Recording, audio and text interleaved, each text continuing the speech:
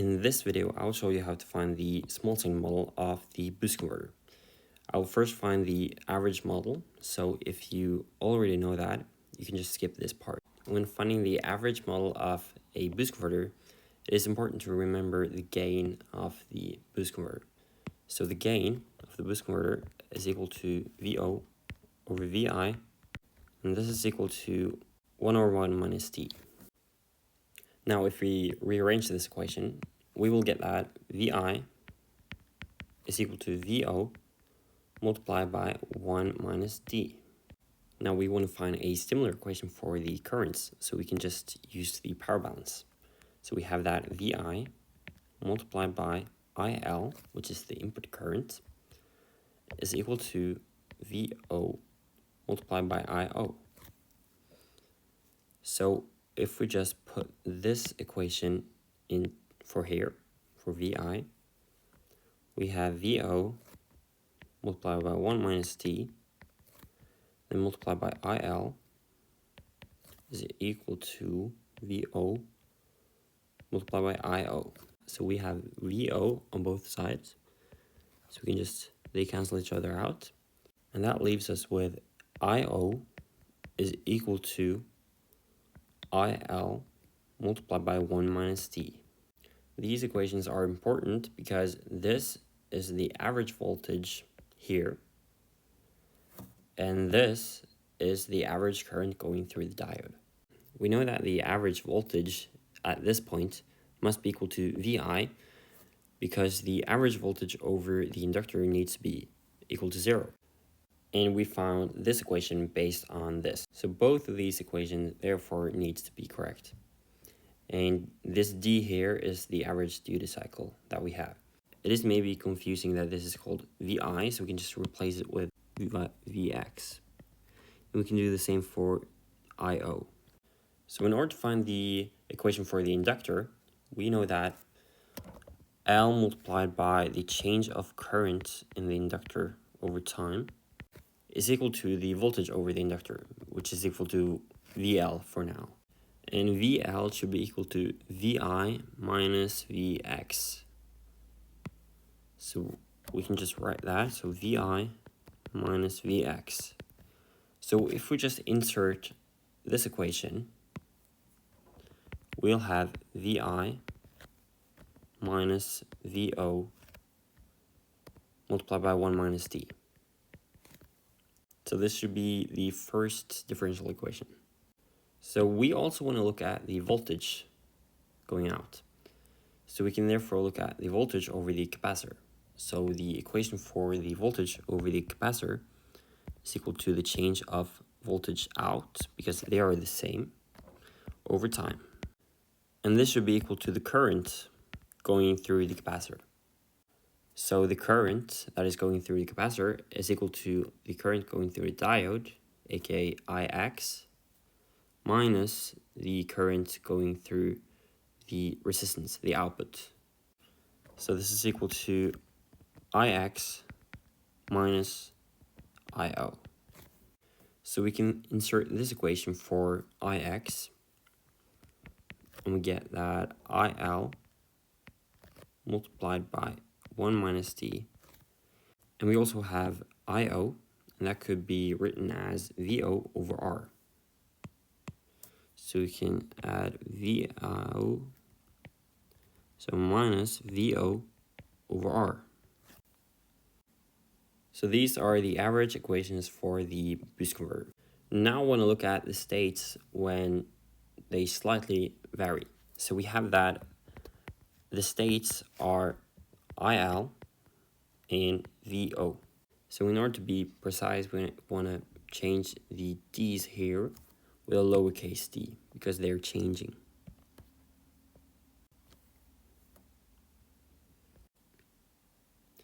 So we know that x, the real-time x, is equal to the average value of the x plus the error of the x, or the change of x. And we could do the same for the duty cycle. So we have that d is equal to the equilibrium d plus some change of d. So the derivative of x should be equal to the derivative of the change of x, because the equilibrium point is constant. Now, if we put these equations here into these equations, we will get the small signal. So if we first consider this equation, the equation for the current, we will have L multiplied by IL, or the change of IL, dot.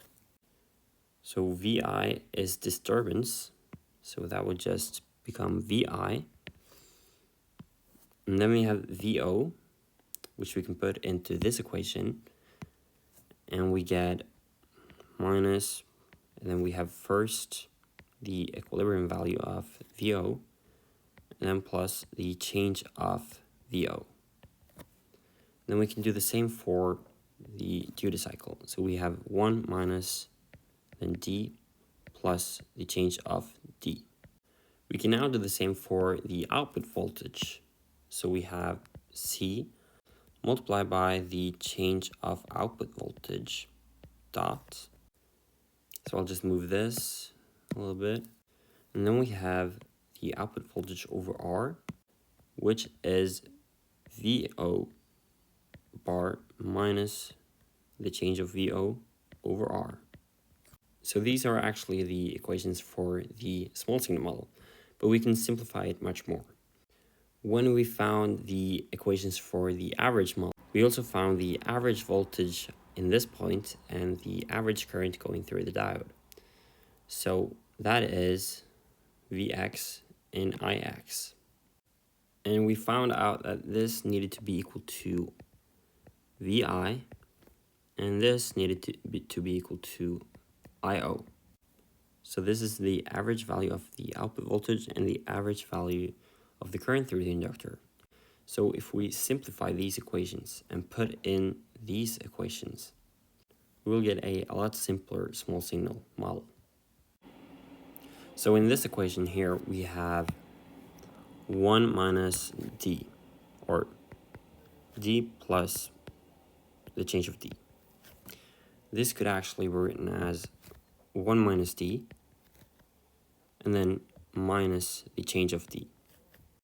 Maybe you now see that we can put this equation into this equation, and we will get a term that is equal to this, or minus this. So Vi and this term will cancel each other out. I'll show you what I mean. So we have the equation for the current, and this is equal to Vi. So we have this part here multiplied by this part.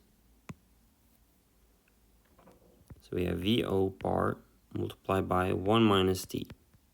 And then we have this part multiplied by this part.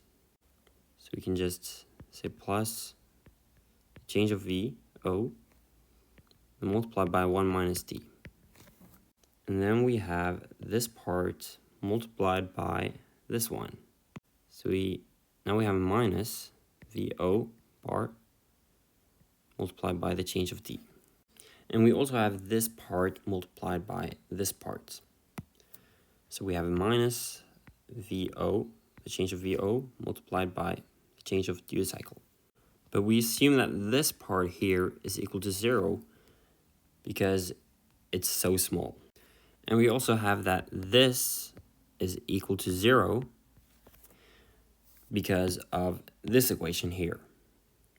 So we have that this is equal to the change of the output voltage multiplied by 1 minus the duty cycle, and then minus the average output voltage multiplied by the change of duty cycle. So we have C multiplied by the change of voltage and their derivative of that. So we can do the same as we did for the current. So we have this part multiplied by this part. So I can do it a little bit faster now.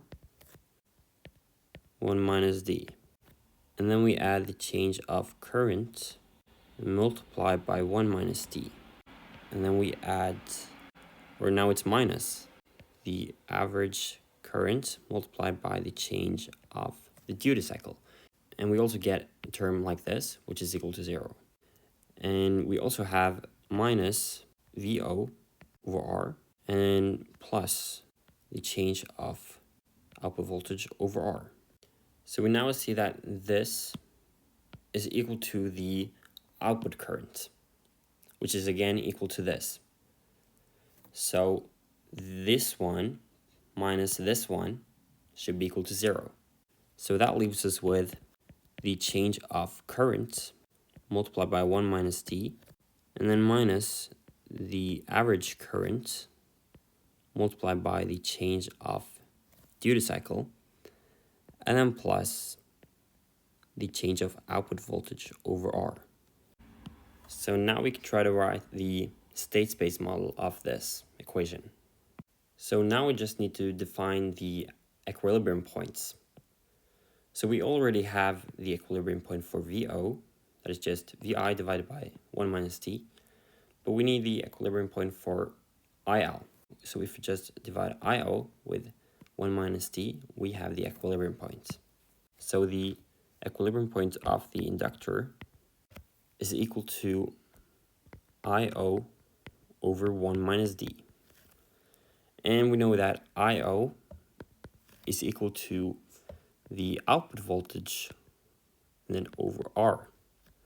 And we still have 1 minus t. And this is actually the equilibrium point of the output voltage. So we can put this equation in for the output voltage. And then we will get VI, then over R, and multiply 1 minus t, and that's squared. So now we can write these equations on matrix form. So we have that the change of x dot is equal to the change of L dot over VO dot. Right, so this could be written as a matrix A multiplied by the change of x plus a matrix B multiplied by the change of D. So we just need to find the A matrix and the B matrix. So in the first equation, we actually don't have any I, so we can set that to 0. I now see that I mixed up the signs for the current, so it's minus here and then plus here.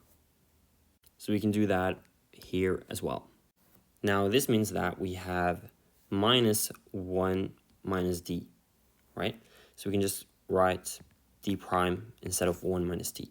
And we also need to remember this L here. So we just divide by L. And then we look at the voltage here.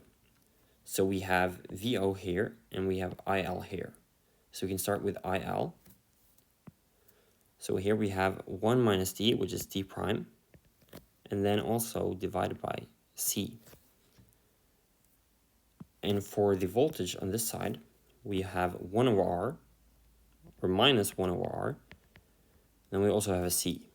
So this is the A matrix. And then multiply by X. And then we need the B matrix. So this is rather simple.